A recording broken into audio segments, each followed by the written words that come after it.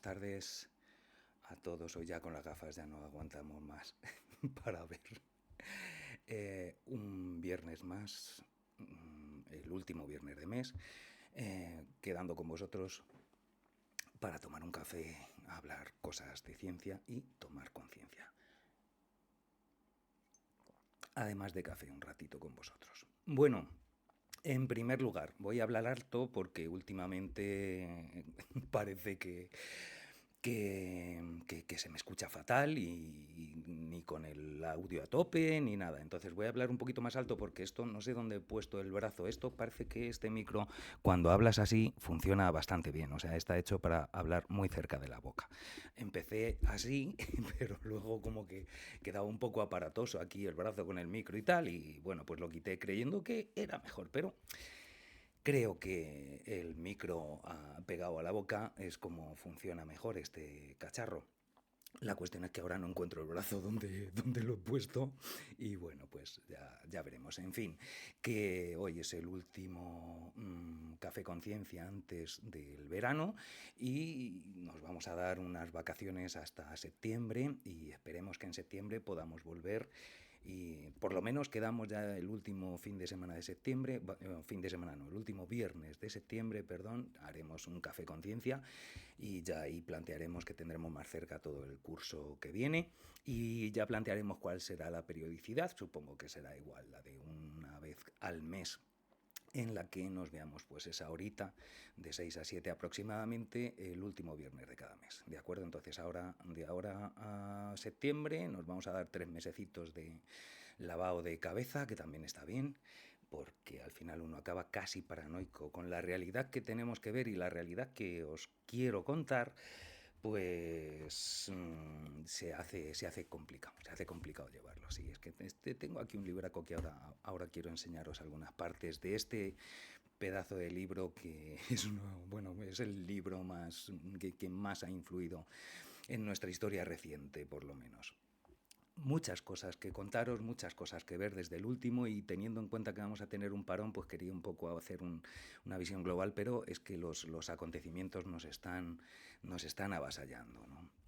Mirad, lo primero que quería comentaros con respecto a cuál es la situación que estamos viviendo, bueno, ya veis, ¿no? Estamos empezando con una ola de calor que empezará mañana y que probablemente en unos días vamos a tener grandes partes del territorio sufriendo un calor realmente achicharrante, perdón. En muchos puntos se superarán o se alcanzarán los 45 grados centígrados y estamos a finales de junio, empezando. No quiero ni imaginarme qué es lo que va a pasar del 15 de julio al 15 de agosto, ¿no? Las aguas, por ejemplo, de Baleares ahora mismo están rozando, están a 28 grados, lo último que leí ayer, y prevén que para agosto, que es cuando el mar alcanzará las mayores temperaturas, pues se alcancen los 30 grados. Eso, si se mantiene un tiempo, pues será una catástrofe ecológica, como todos podemos suponer, ¿no? Esto no va por buen camino, es evidente y, bueno, algo habremos avanzado en estos 2 años, año y pico que estamos haciendo esto, de estar convenciendo a la gente del cambio climático. Yo creo que en muy poquito tiempo se ha pasado a otras excusas, ¿no? A muchas otras excusas para poder explicar la situación, pero cada vez son más residuales los escépticos del cambio climático antropogénico. Es tan evidente que es muy difícil negarlo, muy difícil. O sea, es que ya no se oye tanto de, mira, qué extraño, es calor y hace calor y es verano. Bueno, pues ha hecho calor en primavera, hace calor ahora, acaban de pasar en Estados Unidos un domo de calor inmenso, vamos a pasarlo nosotros ahora, en fin. Y al mismo tiempo, cada vez que hay tormentas, porque desde la Dana han pasado un montón de tormentas, ¿no? Mucho más pequeñas, mucho más localizadas, pero igual, con riadas, con granizadas de tamaños cada vez mayores, como suponíamos y como van a pasar desgraciadamente, ¿no? Los últimos datos me tienen realmente alarmado. Las últimas conclusiones y la aceleración que esto está tomando a todos los niveles, la degradación ambiental y social que estamos viviendo, pues poca gente podía imaginarla. Bueno, nadie hace 5 meses podía pensar que íbamos a estar ahora como estábamos, al borde o iniciando o con los primeros compases de una tercera guerra mundial, que, bueno, si no lo queremos ver, no lo veremos, ¿no? Pero cuando Hitler invadió Polonia, pues en París debían estar como nosotros ahora mismo aquí. O sea, que tampoco había... cuando uno lo estudia con el tiempo parece que las cosas pasan, pero la gente seguía haciendo su vida en París mientras Hitler invadía Polonia. O sea, estas cosas esas son así, ¿no? Y en unos meses, pues vieron con los nazis en las puertas, en los Campos Elíseos, ¿no? O sea, no, cuidadito que la cosa está muy, pero que muy mal, ¿no? Y aunque además tengamos siempre la idea de personalizar, de crear esas historias de singularidades, pues la realidad parece que si echamos la vista un poco atrás no son tan importantes las singularidades, sino el contexto real en el que se está produciendo la situación, que es tremendamente difícil de abarcar y con unas complejidades que no es fácil, no es fácil llegar a verlas y analizarlas, además porque tenemos tal bombardeo que es muy complicado. En fin, vamos a ver si vamos aclarando algunas cosas. Una primera, quería haceros partícipes o quería comentaros una de las conferencias que ha dado el ínclito Antonio Turiel, que dio hace 3 semanas,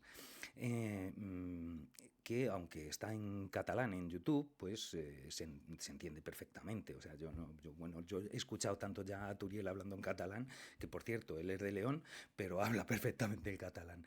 Y le he escuchado tanto que ya me cuesta mucho el va ese refiriéndose al pasado, porque parece que es algo que va a ocurrir y es algo que ha pasado, ¿no? Que es como se dice en catalán, pero quitando eso, lo demás se entiende bastante bien. Y si no, pues le ponéis subtítulos, que leído ya se entiende sin más problema. En fin, mira, quiero mostraros esta, a ver que la ponga aquí, esto es que aquí estamos. Vamos a ponernos aquí, ahí, lo estáis viendo, ¿no?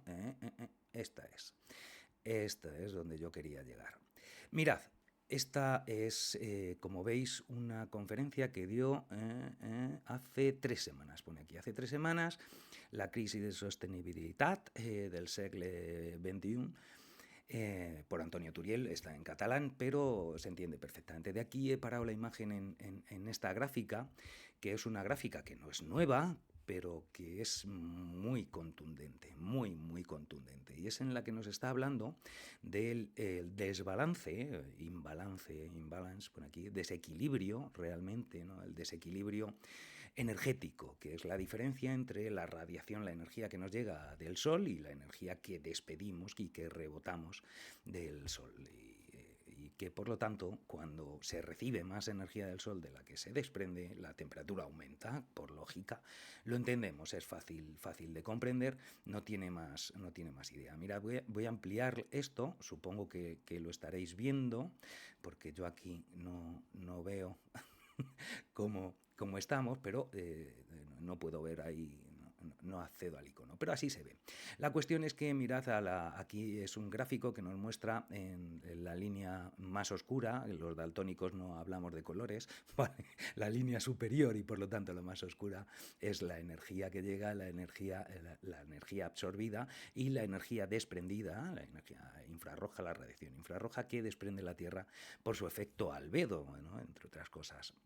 Es decir, el rebote de la cantidad de energía que nos llega. Y en 2004 había un desequilibrio, es que me sale decir desbalance, pero creo que es por traducir mal el balance, que es equilibrio, ¿no?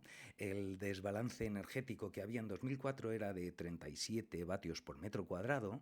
Eso es lo que están marcando estos datos, como veis, del programa CERES de la NASA, con lo cual de toda fiabilidad, y en 2024 y 2025, donde estamos adentrándonos ahora, el desequilibrio es de 1,37 vatios por metro cuadrado. Prácticamente 4 veces se ha cuadruplicado, me gusta mucho más decir cuadruplicado que cuatriplicado. No sé por qué, pero es que cuatriplicar me suena muy raro. Voy a ponerlo ahora en pequeñito. Vamos a ver aquí, perdón, que nos veamos. En fin, espero que vieseis ahí. Bueno, se ve perfectamente cómo ha cambiado, y ha cambiado fundamentalmente en 2014-2015, que son unos años en los que, bueno, pues ya se empezaban a ver efectos de varios cambios, entre otros los que comentaba Peter Hansen desde hace tiempo, de esa reducción del albedo que evidentemente, si hay menos albedo, que es el efecto de la radiación solar reflejada, pues evidentemente hay más calentamiento, y al haber más calentamiento se derrite más hielo, hay menos albedo, etcétera, etcétera. Además, también el albedo producido por nubes, que parece ser que estamos alterando la formación de nubes, las zonas donde se forman nubes en las intersecciones de las células de Hadley que comentamos en su momento. Bueno, pues parece ser que las nubes son más estrechas, son más elevadas, pero en fin, que hay menos rebote de luz solar y de radiación solar por estas nubes, además del efecto de no buscado, ¿no? De la reducción del albedo provocado por esa formación de nubes a niveles bajos que provocaban los residuos fundamentalmente sulfurados de los combustibles fósiles, ¿no? De los combustibles fósiles de mala calidad que llevaban sobre todo los barcos, y que al cambiar la legislación pues se redujo fundamentalmente, se redujo mucho. También la polución en China, también al hacer la transición energética que están haciendo, y al dejar de emitir mucha de esta contaminación, pues paradójicamente el paraguas o la sombrilla que hacía la polución pues también ha propiciado una elevación del calentamiento. Aquí Antonio Turiel además nos cuenta un poquito en los estudios de Peter Hansen, que está ahora, sabéis que Peter Hansen es uno de los popes del cambio climático, por así decirlo. Ya en el 80 y pico hay vídeos por ahí en los que se le ve comentando en el Congreso de Estados Unidos, intentando concienciarles del problema climático al que nos estábamos enfrentando, ¿no? Y la lucha de Peter Hansen en estos últimos tiempos, que ya está jubilado de la NASA, donde él investigaba, pero sigue publicando y sigue luchando, su idea es que el IPCC es demasiado cauto, demasiado conservador, y que la situación es bastante peor, entre otras cosas por lo que él dice del error de cálculo en la sensibilidad climática. La sensibilidad climática es cuánto se calentaría la Tierra si se duplicase la concentración de CO2 en la atmósfera. Ese es el número que marca esa sensibilidad climática, y parece ser que es bastante más de lo que estimábamos, y que ha habido realidades que estaban oscureciendo que viésemos ese calentamiento, entre otras, por ejemplo, la emisión de aerosoles que ha permitido enfriar la Tierra sin pretenderlo. ¿Vale? Esa es una de las cuestiones. Otra, cuando empieza a hablar de esto, después de comentar los estudios de Peter Hansen, nos comenta Antonio Turiel el último trabajo que ha publicado Stefan Ranstorff, bueno, Grant Foster también, pero Stefan Ranstorff, que es el auténtico pope de uno de los investigadores punteros en climatología, y sobre todo en cuanto a la MOC, es el principal referente mundial de estudio de esa corriente, ¿no? De manera que, aunque ese estudio esté todavía en preimpresión, que lo comentan y lo dicen, bueno, pues un estudio en preimpresión significa que todavía no ha sido revisado por pares, pero a ver qué par le va a enmendar la plana a Stefan Ranstorff. O sea, es que hay algunos que a la hora de publicar pues no es tan importante que estén revisados por pares. Aún así, es que además sus conclusiones son concluyentes, son coincidentes, perdón, con lo que Peter Hansen estaba planteando de esta sensibilidad climática alterada. Con esto quiero enseñaros otro vídeo de YouTube, ahora de también mi admirado Paul Beckwith, que es todo un personaje. En cada vídeo aparece, en este aparece con su perro Nelson por ahí. No, Nelson, no, Newton. Siempre me confundo y le llamo Nelson. No, coño, es físico, es Newton, como se llama el perro. Y en últimos, porque está publicando a un nivel brutal y saca vídeos continuamente, y en otros sale con un sombrerito de Sherlock Holmes, del tipo de Sherlock Holmes. En fin, es todo un personaje. Es muy divertido, pero sobre todo es una persona, es uno de los grandes científicos del clima y bueno, pues que conoce a todos y analiza y bueno, y hace vídeos en los que sobre todo se dedica a explicar papers en concreto que han salido, ¿no? Y con este, que está en preimpresión de Stefan Ranstorff, pues hice un vídeo hace un par de semanas, una semana después de que comentase esos datos que los comenta Turiel, y os voy a poner aquí, mirad, vamos a ponernos aquí. Este es el vídeo de Paul Beckwith, ¿vale? Este es el vídeo de Paul Beckwith, como veis se llama Global Warming has accelerated significantly. O sea que el calentamiento global se ha acelerado significativamente. Esto significa, como valga la redundancia, que la evidencia ya es estadísticamente significativa. De acuerdo, porque esto es algo que quedaba igual. Voy a ampliar esto, supongo que lo veréis ampliado. Mirad, este es el gráfico, o la tabla, en la que un colaborador de Grant Foster y Stefan Ranstorff recoge los datos que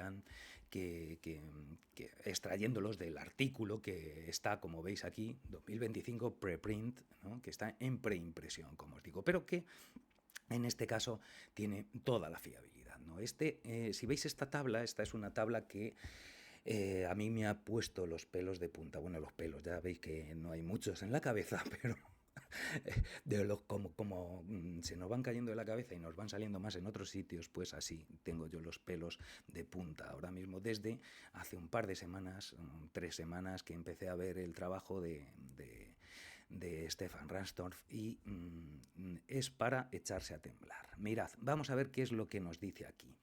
Mirad, esta es una tabla en la que recoge, porque lo que hacen Foster y Ranstorff es utilizar los datos de los 5 programas principales de seguimiento y predicción climática y bueno, argumentando que no, hasta ahora no ha podido llegar a ver si a demostrarse si hay una diferencia, si hay una aceleración estadísticamente significativa, porque digamos que la señal está envuelta de mucho ruido.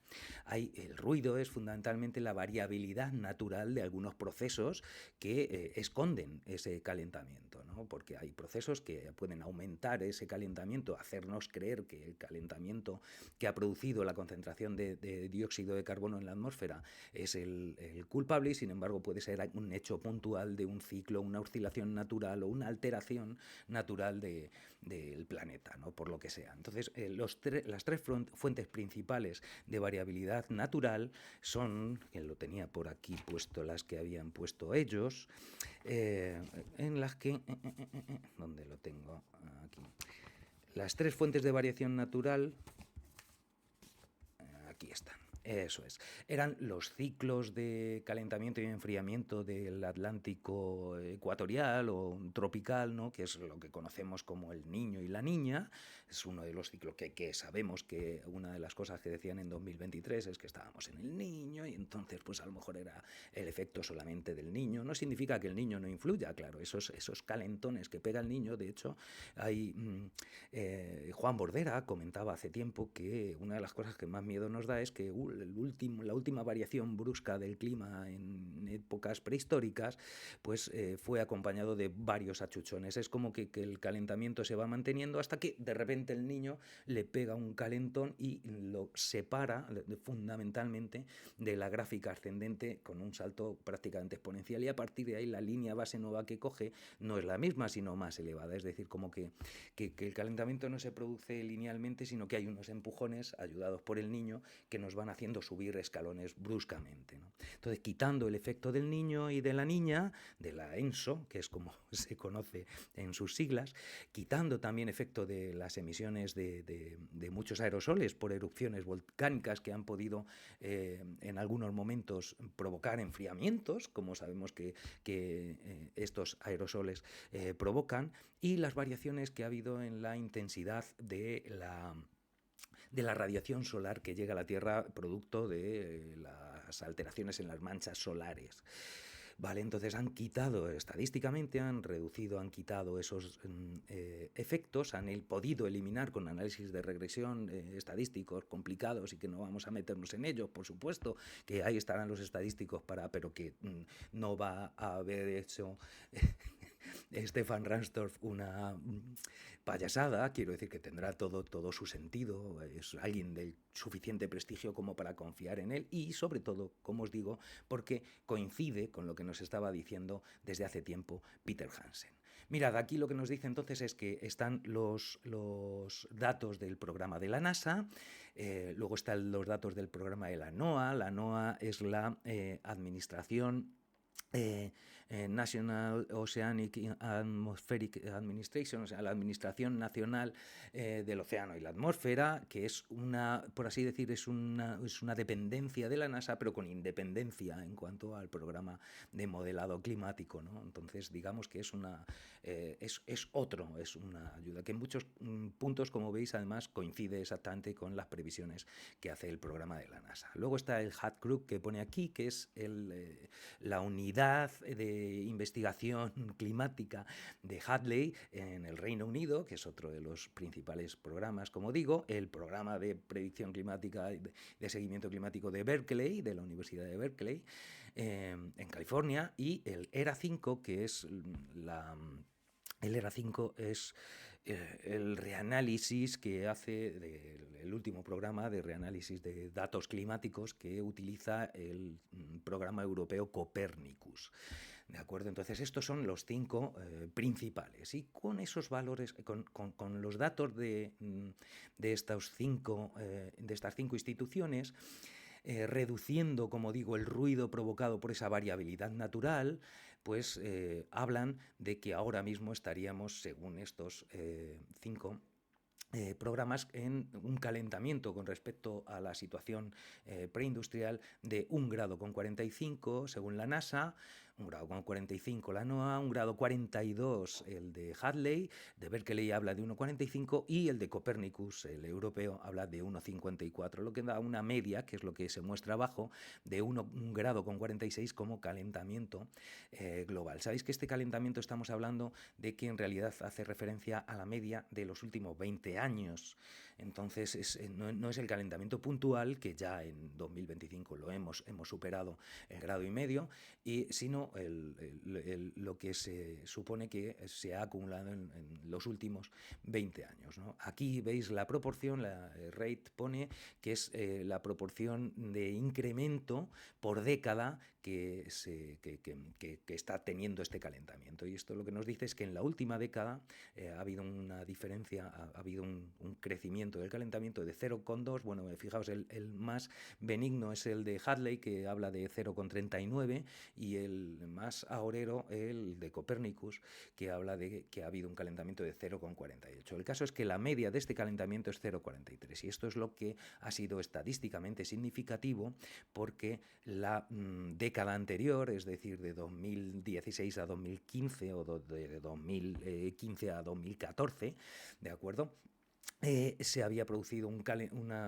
se había calentado el planeta con un aumento de 0,2 grados centígrados. Ahora se ha producido más del doble, 0,43 del 2015 aquí, lo que supone un salto cualitativo. Lo que Turiel comenta en su conferencia es que esto es lo que los físicos llaman un cambio de fase. O sea, es que es un cambio tan brusco que estamos en otro momento, ya hay otra línea base, estamos en otra fase. Es un cambio de fase, un cambio muy brusco. Esto lo que indica es que los 5 programas de estas instituciones auguran, por lo tanto, que el calentamiento oficialmente de 1,5 grados, quitando la variabilidad natural, ¿de acuerdo?, que nos oscurece estos datos, el temido 1,5, que era, según el Acuerdo de París, a lo que no debíamos llegar en 2100, pues se producirá en 2026, según 4 de los modelos, y según el modelo Copernicus se produjo ya en el 2024. Como veis, aquí están hablando de que en la media de todos es, por lo tanto, que en el 2026 alcanzaremos ese 1,5 grados. Lo que hacen a partir de aquí en este gráfico es simplemente proyectar este calentamiento con esta ratio mantenida linealmente en el tiempo y cuándo se alcanzarían los siguientes hitos, ¿no? Y lo que nos pone aquí es que se alcanzarían 2 grados, como veis. El más optimista vuelve a ser el de Hadley, que dice que lo alcanzaríamos en 2039. Fijaos que el más optimista habla de 2039. Y el más pesimista, el de Copernicus, habla de 2034. Nos da una media de 2037. Nos damos cuenta de dónde estamos, de la altura, del momento en el que nos estamos colocando, en cómo, en fin. Es tremendo. No sé si aquí se me verá o no se me verá. Voy a ponerme aquí un momento que quiero ver cómo estamos. Esto es. No sé si se me verá, buenas, o no se me verá, pero cuando lo pongo en ampliado yo creo que sí se me ve igual que cuando está sin ampliar, de manera que como veis, bueno, pues la previsión de que alcancemos 2 grados en 2037, a mí eso ya directamente me pone los pelos de punta, porque si estamos rondando el 1,5 grados, que es lo que nos están diciendo todos, y mirad las temperaturas que hemos tenido en mayo, finales de mayo, las temperaturas que estamos teniendo en junio, las temperaturas que tendremos ahora, porque no todo el planeta se calienta igualmente, y aquí en la cuenca mediterránea nos calentamos más que la mayoría, y en el Ártico mucho más que la mayoría, con lo cual el devenir es realmente catastrófico. Esto es, o sea, ese mismo gráfico en el que hablan de 2 grados, bueno, vamos a ver un poquito más del gráfico, porque nos habla de 2 grados, pero vamos a ponerlo en grande. Nos habla de 2 grados, como digo, en 2037 de media, pero vamos a ponerlo aquí, 2,5 grados, estaríamos hablando que los alcanzaríamos, la media de los 5 programas climáticos es que lo alcanzaríamos en el 2048, en el 2060 3 grados, en el 2072 3,5 grados y en 2084 4 grados. ¿De qué estamos hablando? ¿De qué estamos hablando? Estamos hablando de que estos 2 grados en 2037 supondrían que en la península ibérica no serían extrañas temperaturas varios días de 50 grados centígrados en varios puntos. Pero es que la semana que viene vamos a tener 45 grados centígrados en varios puntos.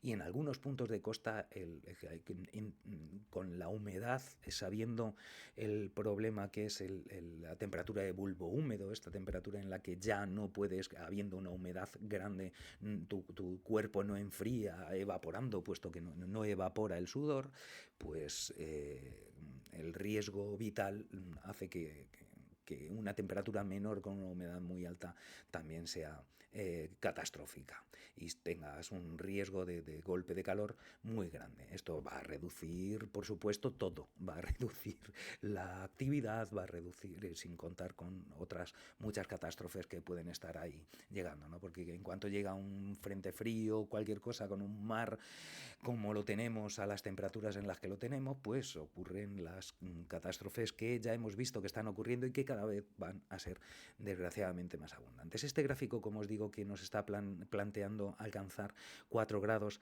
y antes del 2100, o sea, en el 2084, que yo en el 2084 supongo que no O sea, nada, no estaré vivo, evidentemente, no voy a vivir hasta el 84, no sería, bueno, sería excepcional, no creo que sea así, pero es que no vamos a vivir muchos, o sea, si es 4 grados antes de que lleguemos a 4 grados, los efectos son demasiado catastróficos, y tener este horizonte en muy poquito tiempo, que en el 2037 ya nos estén asegurando que con mucha probabilidad haya puntos en la península ibérica en los que tengamos 50 grados en algunos momentos, con además todo el aumento de situaciones catastróficas, de riesgo, de incendios, pues mirad los incendios que están ocurriendo en Canadá, ¿no? No sé si estáis al corriente, pero también hay un vídeo por ahí de Paul Beckwith y Peter Carter hablando ahora este mes ha salido, hablando de la ola de incendios que está viviendo Canadá, ¿no? Buscad información porque hace 3 semanas había como 300.000 hectáreas ardiendo en Canadá, ¿no? Empezó en Manitoba y en otro que se llama no sé, un nombre muy raro, no me acuerdo ahora mismo, pero es un nombre sí, así de oriundos americanos de verdad, no gente naranja, sino americanos, o sea, de los antiguos pobladores, los nativos americanos. Tiene un nombre complicado de estos, sí, pero habían tenido el 27 de mayo, nos comentaban que habían tenido que evacuar en Manitoba a 25.000 personas por incendios forestales. Estamos hablando que estamos al principio de la temporada de incendios en Canadá y auguran que probablemente este año se batan los récords que se obtuvieron hace 2 años.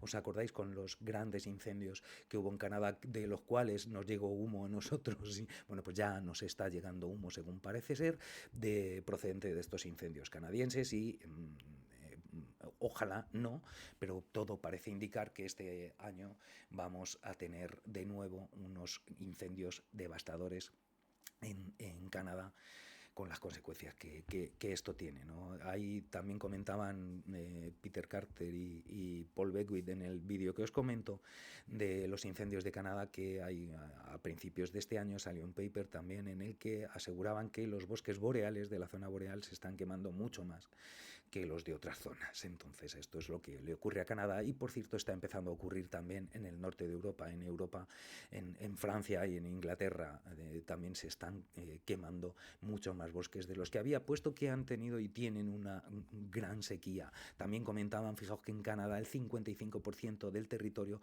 está actualmente en época de sequía, o sea que es que esta redistribución, esta alteración del clima está siendo brutal, En fin, como os decía, el gráfico del estudio de Stefan Rastorf, aunque no esté todavía revisado por pares, da miedo porque es de una solvencia grande, porque habla de esa, coincide con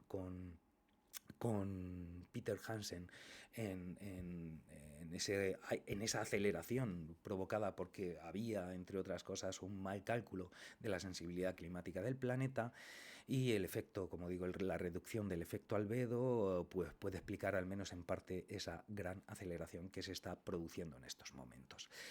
Es tan terrible que el pensar que esto sea así es que no me cuesta poder deciros como lo terrible que esto es, ¿no? O sea, espero que no lleguemos realmente a esos 2 grados en 2037, precisamente porque haya estos fenómenos de variabilidad natural que de alguna manera colaboren, pero me tiemblan las piernas cada vez que escucho, y cada vez más en ámbitos científicos, a investigadores que están abogando por la geoingeniería, por soluciones de geoingeniería climática, ¿no? Están abogando por distribuir aerosoles sulfurados en la estratosfera, etcétera, porque pero investigadores que están de acuerdo en que la solución a esto no es nada más que abandonar de inmediato la quema de combustibles fósiles, ¿no? Desde siempre lo han dicho, pero aún así, ahora mismo, viendo la aceleración que esto tiene y sabiendo que el CO2 ya emitido permanecerá en la atmósfera por lo menos 50 años, pues que no será suficiente ni siquiera ni con parar de producir no será suficiente porque el calentamiento es más brusco y por lo tanto va a tener efectos catastróficos y necesitamos soluciones que enfríen el planeta. Entonces esto es tremendo porque aunque sabemos que esto es así, sabemos también que se nos escapan muchas variables y que provocar efectos en todo el planeta pues puede tener, valga la redundancia, efectos indeseables y que no conocemos y no controlamos y no tenemos ni idea ahora mismo de cómo, de qué es lo que puede ocurrir, ¿no? Hablar de geoingeniería me parece que es jugar a ser dioses y con el riesgo que esto conlleva, ¿no? Y sobre todo porque si al mismo tiempo no hemos dejado de emitir no tiene ningún sentido, puesto que alimentará más la emisión. Si tenemos, bueno, pues incluso será una fuente de negocio, ¿no? De aquel que tenga los medios para poder producir estos aerosoles que esparcir y para poder esparcirlos adecuadamente, pues se hará millonario, etcétera, etcétera, etcétera, y encima no dejaremos de incrementar nuestra depredación y nuestra degradación consecuente del planeta que habitamos, que lo necesitamos, que necesitamos, que se nos ha olvidado. Aquí hay un puntito también de soberbia humana en la que tenemos una creencia principal de especie elegida y de superioridad y de que el mundo está a nuestro servicio, cuando somos una parte más del mundo, somos una parte más de una cadena de vida hiperconectada e hiperinterdependiente. Y no podemos vivir, por mucho que creemos mundos artificiales, sin el mundo natural en buen estado que nos permita ser una parte fundamental de este ecosistema que no es otra cosa lo que somos, una parte más de esta cadena de vida interconectada. Si nos alejamos un poquito y vemos cómo está la situación ahora mismo y vemos que estos datos que ha puesto Stefan Ranstorff, que ha divulgado Antonio Turiel, que ha divulgado Paul Beckwith, que han divulgado tantos y que siguen divulgando, son de dominio público, y si ellos han podido verlo y nos lo pueden contar, evidentemente aquellos que están detrás de las personalidades que se supone que manejan y que dominan el planeta y que manejan las políticas globales de todos, ¿no? Pues también tienen ese conocimiento. O sea, Trump no me preocupa, Trump. Lo que me preocupa es lo que hay detrás de Trump. O sea, Trump es un personaje como otro más, es un escaparate, es un Muppet que nos ponen aquí, pues como tantos otros, pero realmente hay un estado profundo que es el que hace que las políticas, por ejemplo, de Estados Unidos como imperio real se hayan mantenido independientemente de que haya habido un presidente demócrata, un presidente republicano, que sí, que dentro de casa y para algunas cosas pues hay diferencias, pero en la política profunda a medio y largo plazo y sobre todo en la política internacional no ha habido grandes variaciones al tener uno u otro, ¿no? Sobre todo en países terceros que el imperio ha decidido siempre que son territorios de sacrificio, de los que extraer beneficios, de los que extraer las materias primas y para seguir manteniendo nuestro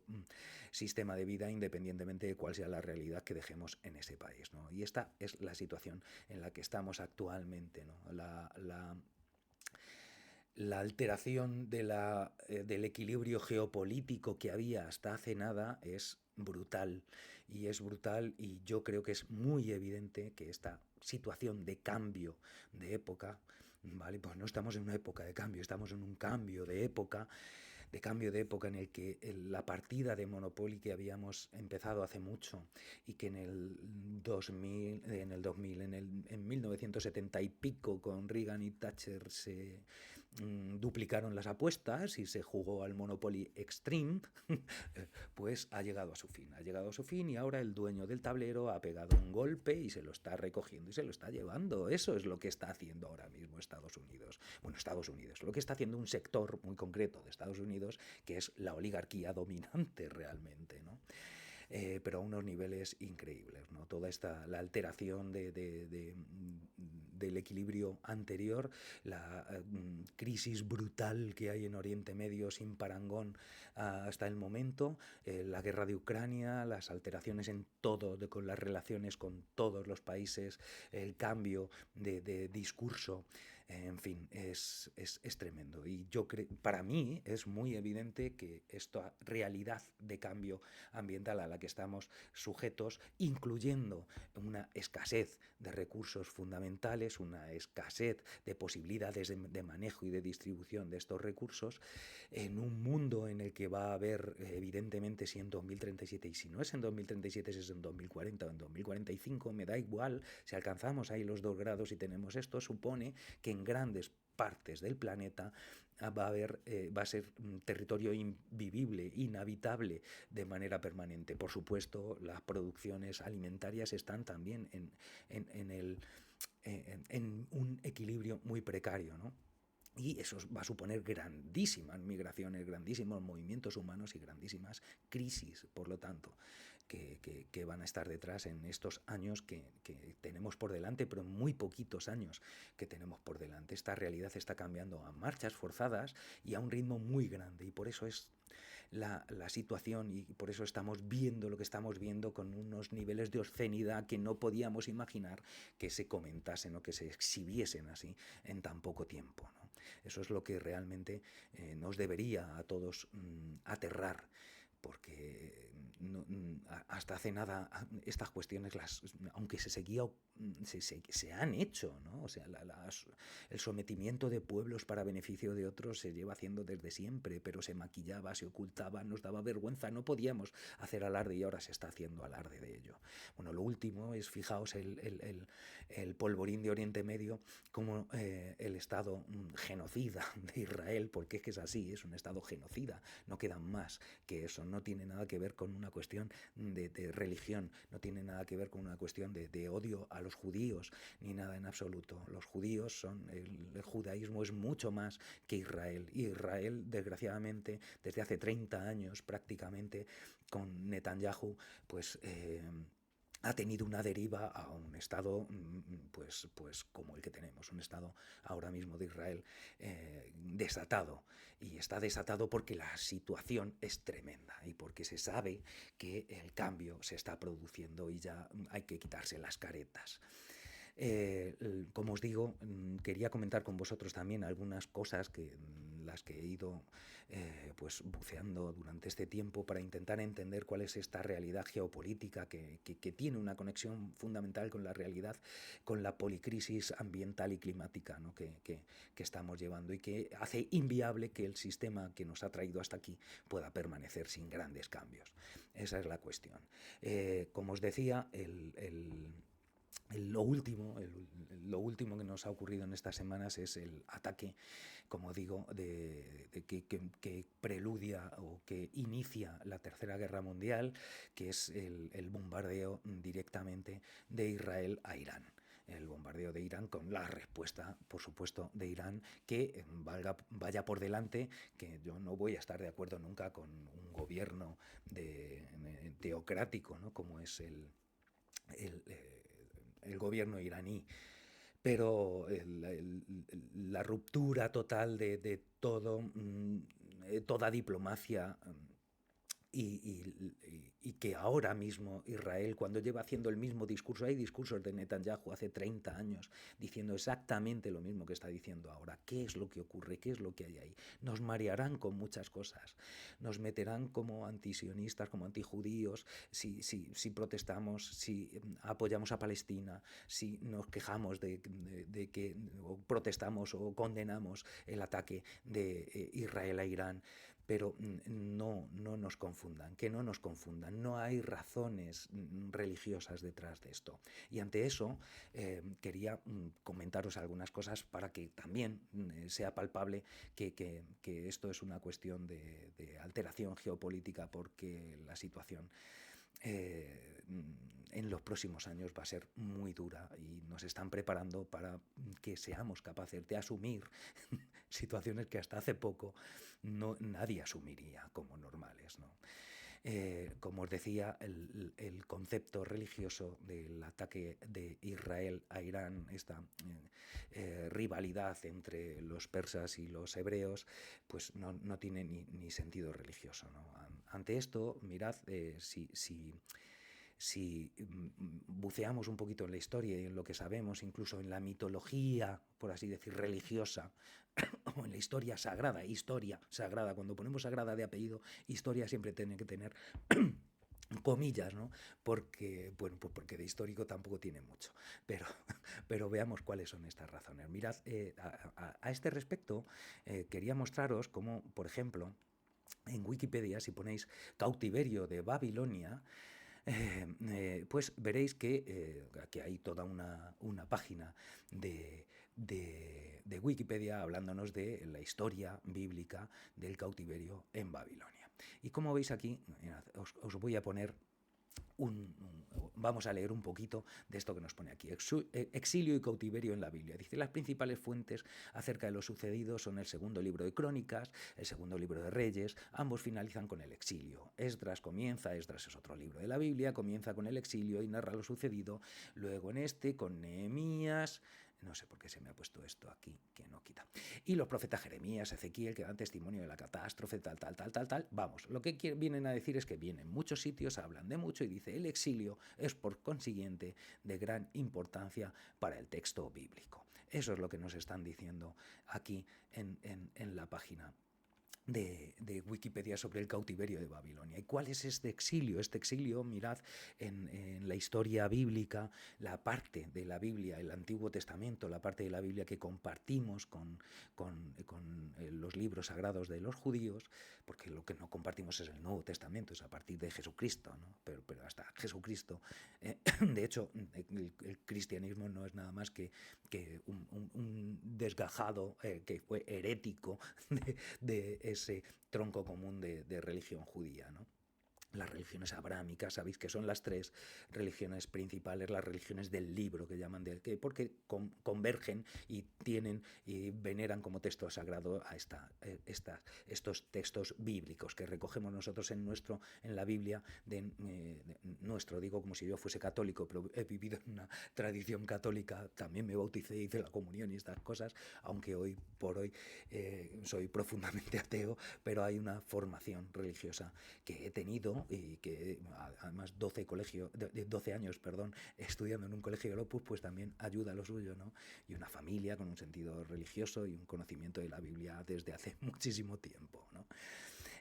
Bueno, pues esto hace que sepa que en la historia del pueblo hebreo, claro que justificada en la Biblia, como que, bueno, porque se vuelven impíos, los gobernadores no hacen lo que deben, incluso los levitas, los sacerdotes, etcétera, no actúan como tal, y entonces les manda el castigo de que Nabucodonosor II, rey de Babilonia, invade Jerusalén, destruye el templo y se los lleva cautivos. Se lleva cautivos fundamentalmente a las clases dirigentes, pero en la Biblia aparece como que los 70 años que pasan de cautiverio en Babilonia como expiación de los pecados que antes no habían tenido, ¿no? Y este cautiverio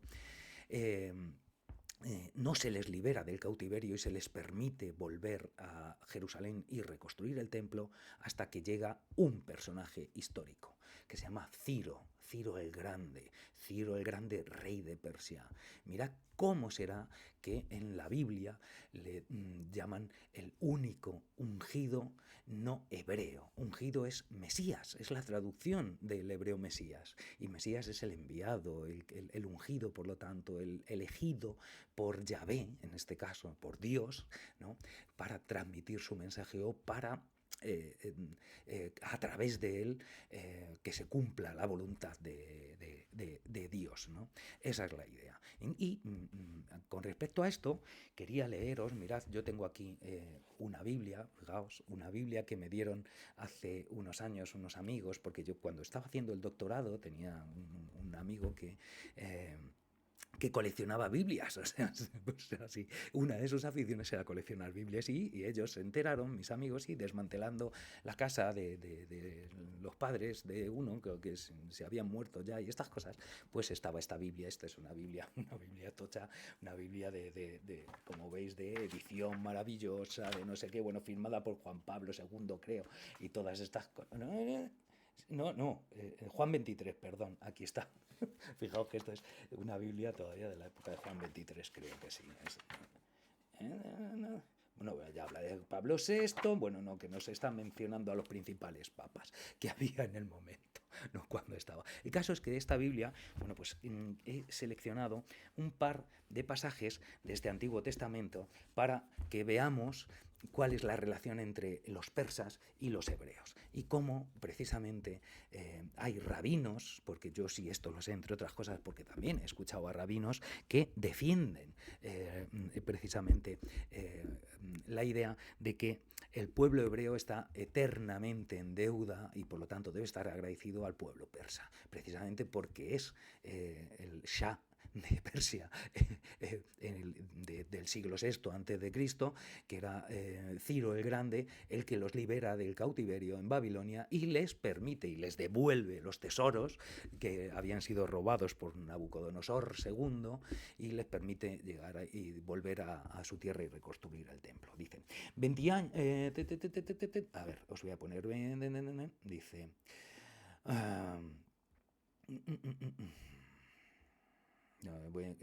vamos a leer un poquito menos de lo que tenía pensado. Dice, en vista de ello, muy pronto les envió Yahvé, Dios, a sus padres. O sea, nos acaba de decir antes, aquí es Crónicas 2, de acuerdo, el versículo 36 del libro segundo de Crónicas.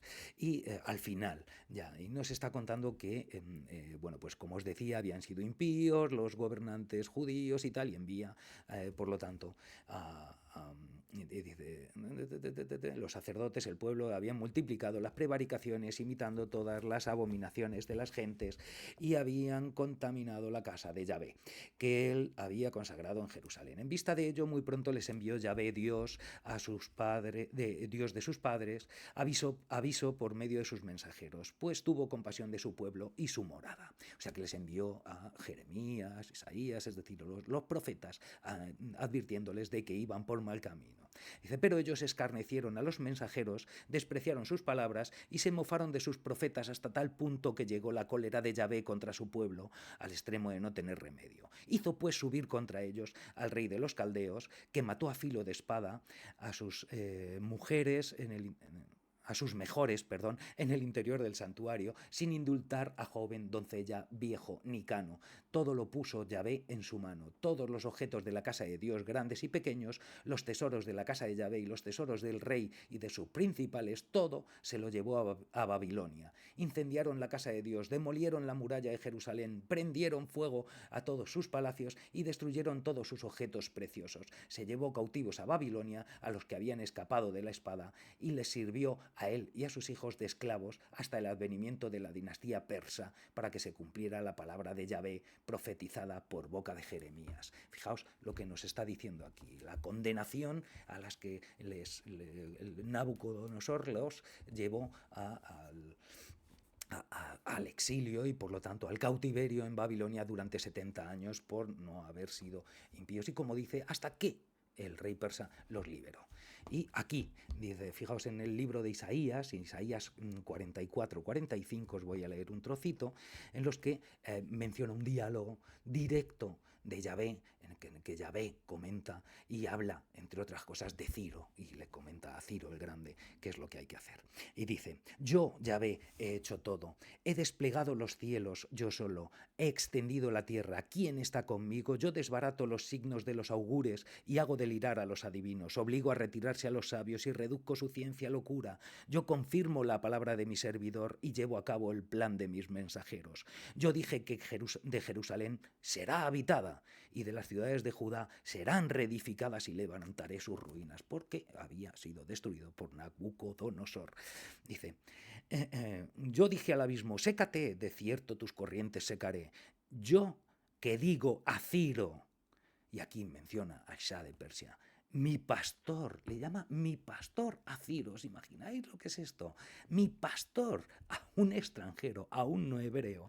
Dice, mientras que toda mi voluntad llevará a cabo, diciendo de Jerusalén, será reedificada y del templo será restablecido.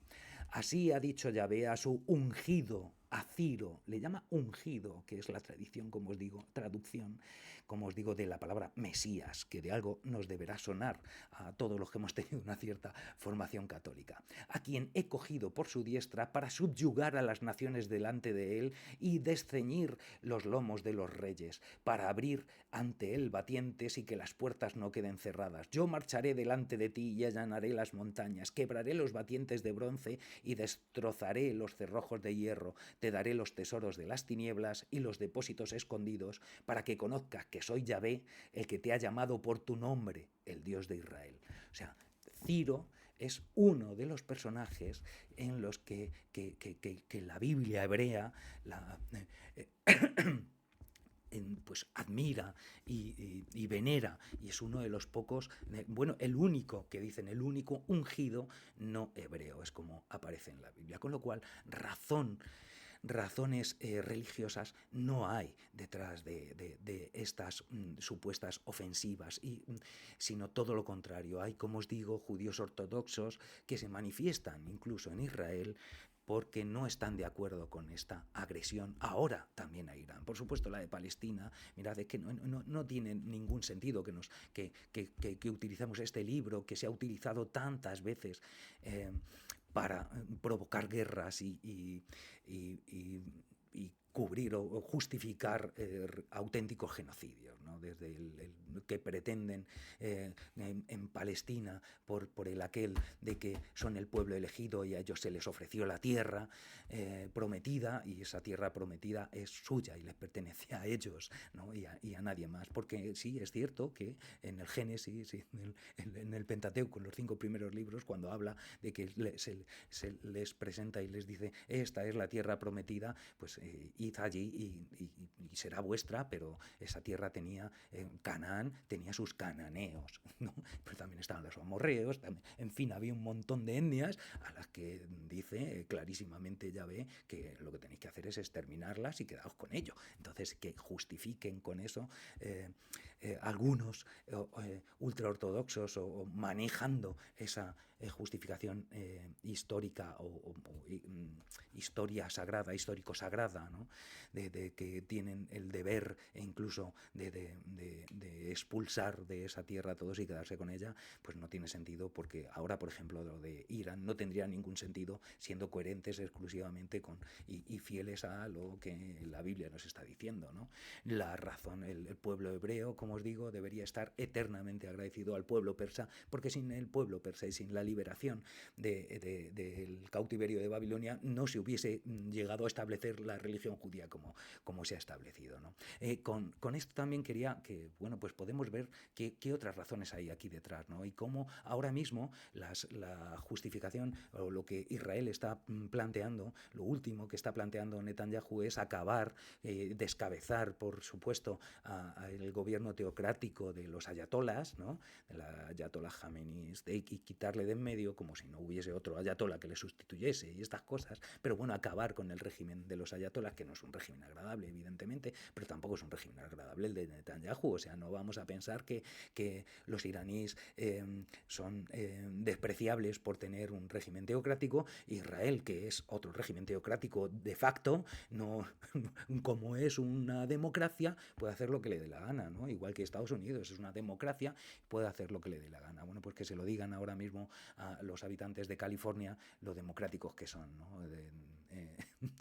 Estados Unidos. En fin, que la realidad es mucho más dura. Quería compartir con vosotros alguna información también que podemos escarbar fácilmente, incluso en Wikipedia, que nos da alguna idea de cómo, de dónde viene ahora esta realidad, este conflicto que están teniendo entre Irán e Israel, ¿no? y nos puede dar unos puntitos más. Mirad, si vemos, como os digo, en Wikipedia, vamos a ver Irán y vemos qué es lo que ocurrió, como veis en la página de Irán, de Wikipedia, normal y corriente, vamos hasta donde pone edad contemporánea y vamos a enterarnos de qué es lo que pasó. Lo que nos están comentando aquí, fijaos, dice, en 1794, se empieza por finales del siglo XVIII, dice, fueron apartados del poder los Zan, que era la dinastía que había entonces, fueron apartados del poder por Aga Mohammed Khan, quien inauguró el periodo Qajar o Qajar en Persia. Los Qajares gobernaron Persia desde 1786 hasta 1925. Aquí es donde podemos empezar a ver qué manejos se está viendo geoestratégicos a nivel mundial, fundamentalmente de un mundo colonial en declive ya al finales del siglo XVIII, principios del XX, perdón, con la Primera Guerra Mundial de por medio, porque como veis del 14 al 18 es cuando fue la Primera Guerra Mundial, y los Qajares llegan hasta 1925. Dice, a lo largo del siglo XIX, Persia se vio sometida a las influencias de Rusia y el Imperio Británico, que luchaban entre sí por ser potencia hegemónica, al tiempo, aquí creo que lo estamos viendo, ¿no? Eso es, sí, al tiempo que modernizaban el país. En 1907 se llegó a un acuerdo anglo-ruso para diferenciar zonas de influencia de uno y otro, es decir, Persia ahí lo que estaba era intentando salir de un subdesarrollo y que aprovechando la explotación de sus recursos, pues los dos grandes imperios que se estaban moviendo a principios del siglo XX, que era el imperio ruso de los zares todavía y el imperio británico hegemónico mundial, pues estaban ahí intentando pues repartirse el pastel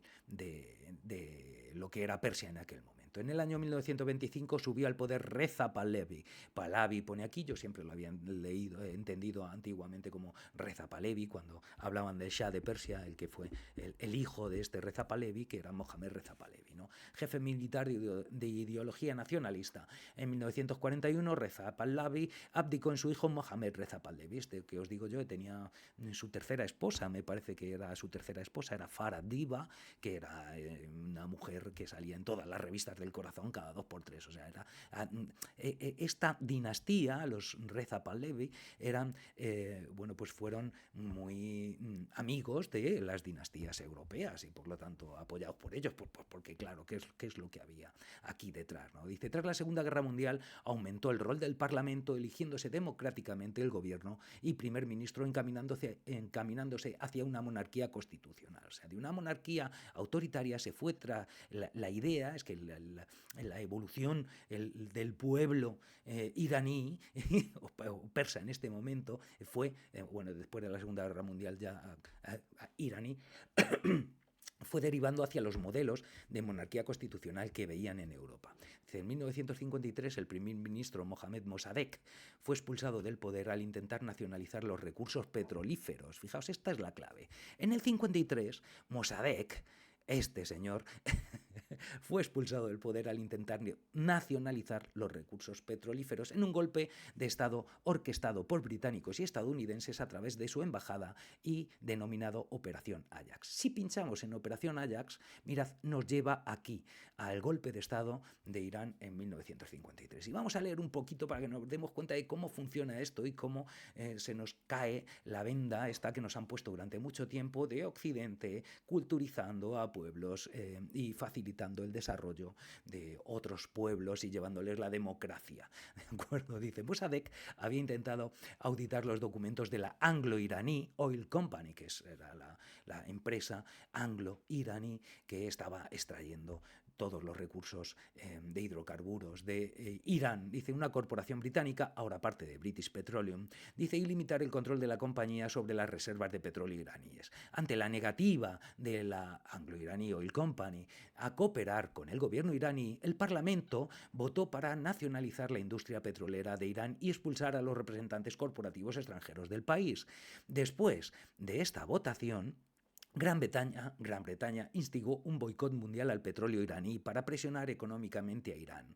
Inicialmente, Gran Bretaña movilizó a sus militares para tomar el control de la refinería de petróleo de Abadan, pone construida en Gran Bretaña, pero esto es una mala traducción, es construida por Gran Bretaña, porque está en Irán, dice, y luego la más grande del mundo, pero el primer ministro británico, Clement Attlee, optó por endurecer el boicot económico. Mirad, estas tácticas, como veis, estas prácticas de boicots económicos, de obligar, o sea, hacía nada, o sea, la guerra del opio con China por el Imperio Británico, aquí, ¿qué es lo que está ocurriendo? Porque están tenían un acuerdo comercial en el que había, si os ponéis a investigar, veréis que tenían como un 60% de los beneficios para Inglaterra y un 40% para Irán, puesto que eran ellos los que llevaban la tecnología, no sé qué, y los otros, pues ya sabéis, la materia prima pues no tiene valor como tal, pero aún así lo que el Mossadegh, el primer ministro iraní, quería es comprobar si realmente las cuentas eran las que decían, porque tenían toda la intención de que les estaban robando, que era muy evidente cuando los otros se niegan a que se lo auditen, ¿no? Esa es la cuestión. Y entonces dicen, pues mira, esto no puede seguir así, el petróleo es nuestro y lo vamos a explotar nosotros. Y es ahí cuando surge el problema, ¿no? Dice, mientras usaba, optó por endurecer el boicot económico, el primer ministro británico, mientras usaba agentes iraníes para socavar el gobierno de Mossadegh.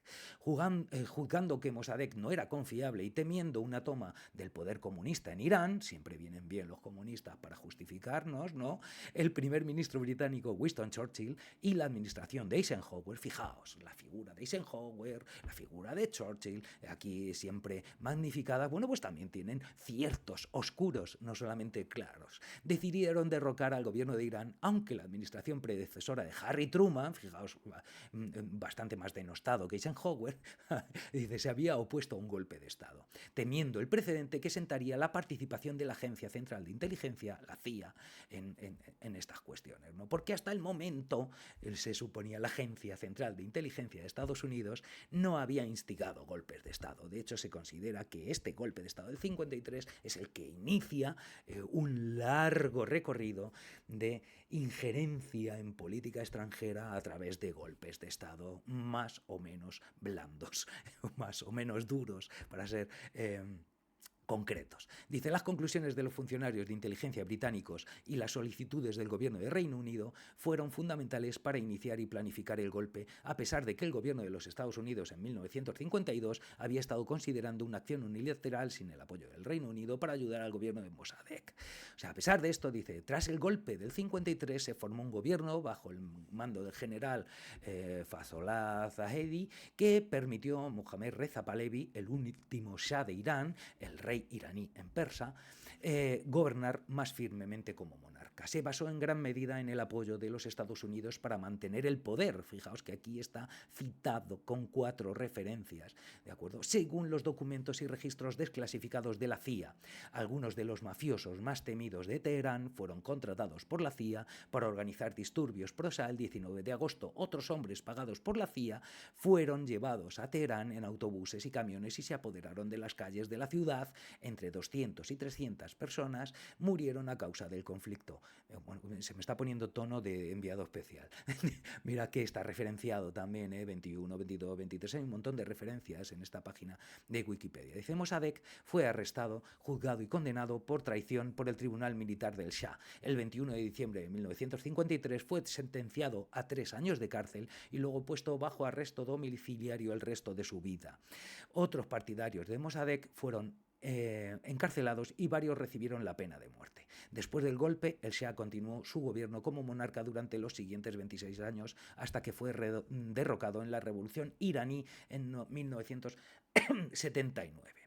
Mirad, esto es lo que nos plantean y esta revolución iraní es la que dio lugar o dio paso al gobierno de los ayatolás, a la creación de esta república islámica. Por cierto, el cambio, esta revolución iraní era una revolución de corte socialista, era una revolución obrera, era una revolución de clases populares que iban precisamente no a instaurar una una teocracia, ni mucho menos. Pero claro, ya nos encargamos, ya se encargó Occidente de que eso no fuese así. De hecho, el ayatollah Khomeini estaba exiliado en 1979 en París y fueron los franceses los que le daban cobijo, le permitieron seguir y era una baza que podían jugar para caso de que pudiese llegar a gestarse algo allí que pudiese tener como preferencia por el bando el contrario en momentos de Guerra Fría,